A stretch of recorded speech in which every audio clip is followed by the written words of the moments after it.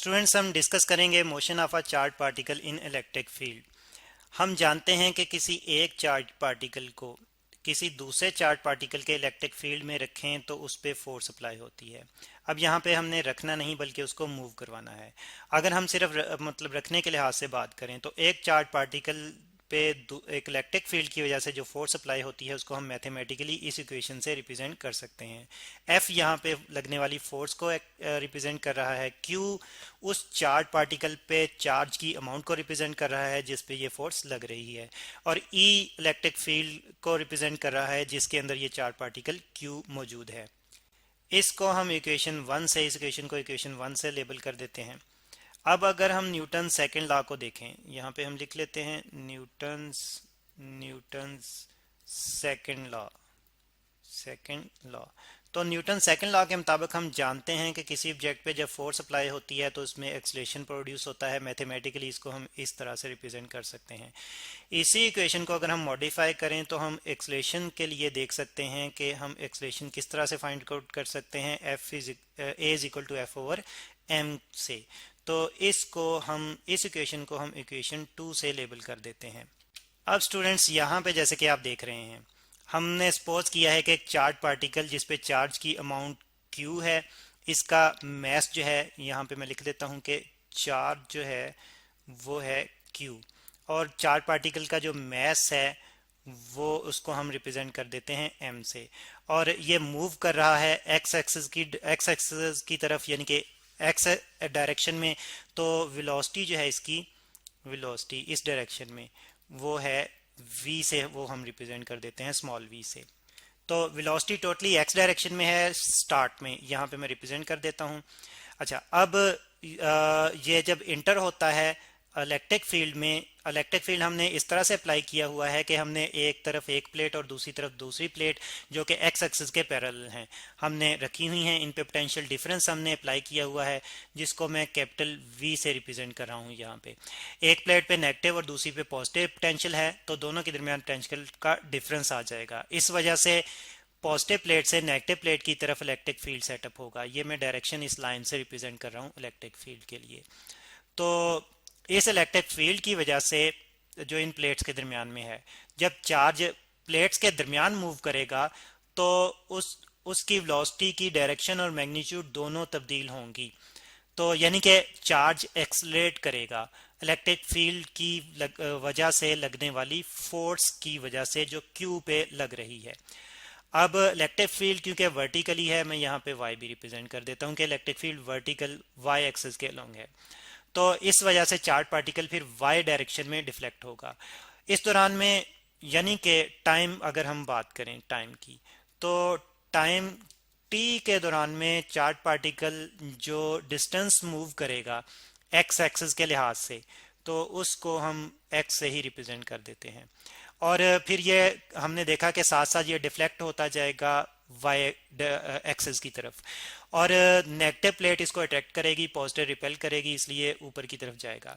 और इस पॉइंट पे हम देख रहे हैं अगर डिफ्लेक्शन, तो ये डिफ्लेक्शन हमें जो है, अगर हम चेक करना चाहें कि कितनी डिफ्लेक्शन यानी कि कितना वर्टिकल डिस्प्लेसमेंट प्रोड्यूस हुआ है, उसको हम वाई से, यानी कि इस वर्टिकल डिस्प्लेसमेंट को हम वाई से रिप्रेजेंट कर देते हैं। अब हम ये बात भी कर लेते हैं कि दोनों प्लेट्स के दरमियान सेपरेशन जो है वो स्मॉल डी है। ठीक है, स्मॉल डी से हम दोनों प्लेट्स के दरमियान की सेपरेशन को रिप्रेजेंट कर लेते हैं। तो स्टूडेंट्स, हम पोटेंशियल ग्रेडियंट का टॉपिक पिछले चैप्टर में डिस्कस कर चुके हैं एक चैप्टर में। तो उस लिहाज से अगर हम बात करें, पोटेंशियल ग्रेडियंट के लिहाज से अगर हम बात करें, तो हम जानते हैं कि यहाँ पे स्टूडेंट सिर्फ मैं मैग्नीट्यूड के पॉइंट ऑफ व्यू से बात करूंगा। तो हम जानते हैं कि पोटेंशियल ग्रेडियंट की इक्वेशन हमारे पास E is equal to delta V over delta R है। साइन नेगेटिव का भी आता है, नेगेटिव का साइन भी आता है, वो मैं यहाँ पे रिप्रेजेंट नहीं कर रहा क्योंकि हम सिर्फ मैग्नीट्यूड की बात कर रहे हैं। डेल्टा V पोटेंशियल को रिप्रेजेंट कर रहा है, जिसको पोटेंशियल डिफरेंस को रिप्रेजेंट कर रहा है, जिसको इस केस में हमने V से, कैपिटल V से रिप्रेजेंट किया हुआ है। डेल्टा आर उन दो पॉइंट्स के दरमियान का डिस्टेंस है जिनके दरमियान ये पोटेंशियल डिफरेंस है। यहाँ पे हम देख रहे हैं कि पोटेंशियल का ये डिफरेंस इन दो प्लेट्स के दरमियान में है, और प्लेट्स के दरमियान का डिस्टेंस हमने स्मॉल डी से रिप्रेजेंट किया हुआ है। इसका मतलब है कि डेल्टा आर जो है उसको हम डी से रिप्रेजेंट कर सकते हैं। तो इस तरह से हमारे पास इक्वेशन जो आएगी, और ये इलेक्ट्रिक फील्ड क्योंकि वर्टिकली सेटअप है तो इसलिए इसको हम ई वाई से रिप्रेजेंट कर लेते हैं। तो ई वाई के लिए जो इक्वेशन फिर आ जाएगी मॉडिफाइड फॉर्म में, वो हमारे पास आ जाएगी वी ओवर डी इस केस में। यानी कि ये जो केस हम डिस्कस कर रहे हैं, इस इक्वेशन को हम इक्वेशन 3 कह देते हैं, यानी कि थर्ड से लेबल कर देते हैं। अब क्योंकि हमने बात की थी कि इलेक्ट्रिक फील्ड की वजह से फोर्स अप्लाई होती है, तो अब यहाँ पे जो फोर्स एक्ट कर रही होगी जिसको हम एफ वाई से रिप्रेजेंट करेंगे, और सिर्फ मैग्नीट्यूड की मैं बात करूंगा, तो ये एक फोर्स फिर हम फाइंड आउट करेंगे Q इंटू ई वाई से। तो Q जो है इस चार्ज पार्टिकल पे चार्ज की अमाउंट है, ई वाई इलेक्ट्रिक फील्ड है जो यहाँ पे सेटअप है, यानी कि एस्टेब्लिश किया हुआ है हमने। और इक्वेशन 3 से अगर हम ई वाई की वैल्यू सब्स्टिट्यूट करें तो हमारे पास फोर्स एफ वाई के लिए इक्वेशन आ जाती है f y is equal to q into v, जो कि पोटेंशियल डिफरेंस को रिप्रेजेंट कर रहा है, डिवाइड बाय डी जो कि प्लेट्स के दरमियान सेपरेशन को रिप्रेजेंट कर रहा है। इस इक्वेशन को हम फोर्थ इक्वेशन कह लेते हैं। अब जैसे कि मैंने बात की थी कि फोर्स की वजह से एक्सलेशन प्रोड्यूस होगा, तो यहाँ पे जो एक्सलेशन होगा वर्टिकली एक्ट करेगा, इसको मैं ए वाई से रिप्रेजेंट कर देता हूँ। तो ए वाई हमारे पास न्यूटन सेकंड लॉ के मुताबिक फिर एफ वाई ओवर एम से हम जो है वो फाइंड आउट कर सकते हैं। एम इस चार्ज पार्टिकल का मैस है। अगर एफ वाई की जगह इक्वेशन 4 से इसकी वैल्यू सब्स्टिट्यूट करें तो ए वाई की वैल्यू फिर हमारे पास आ जाती है, यानी कि एक्सलेशन जो वाई डायरेक्शन में अप्लाई हो रहा है वो आ जाती है q into v divide by m d. इस इक्वेशन को जो कि एक्सलेशन के लिए हमने बनाई है, मैं 5 से लेबल कर देता हूं। अब स्टूडेंट्स, अगर हम हॉरिजॉन्टल डिस्प्लेसमेंट x की बात करें जो टाइम t के दौरान पार्टिकल कवर कर रहा है x एक्सिस के लॉन्ग, तो वो डिस्प्लेसमेंट हम फाइंड आउट कर सकते हैं x is equal to v t से। v यहाँ पे वेलोसिटी है और t वो टाइम है जिसके दौरान ये डिस्प्लेसमेंट x जो है वो कवर हो रहा है। यहाँ से अगर मैं मॉडिफाई करूँ इसी इक्वेशन को टाइम के लिए, तो हमारे पास आ जाता है t is equal to x over v। इसको हम इक्वेशन 6 कह लेते हैं। और अगर हम वर्टिकल डिस्प्लेसमेंट की बात करें तो सेकंड इक्वेशन ऑफ मोशन लिख लेते हैं हम। Second equation of motion, equation को शॉर्टली मैं इक्यू से रिप्रेजेंट कर रहा हूं, ऑफ मोशन। तो उससे हम वर्टिकल डिस्प्लेसमेंट कैलकुलेट कर सकते हैं। सेकंड इक्वेशन ऑफ मोशन हमारे पास क्या है जी, वो है s is equal to v i t. V i जो है इनिशियल वेलोसिटी को रिप्रेजेंट कर रहा है, टी टाइम है जिसके दौरान में हम मोशन की यानी कि डिस्प्लेसमेंट की बात कर रहे हैं, प्लस 1/2 ए टी स्केयर।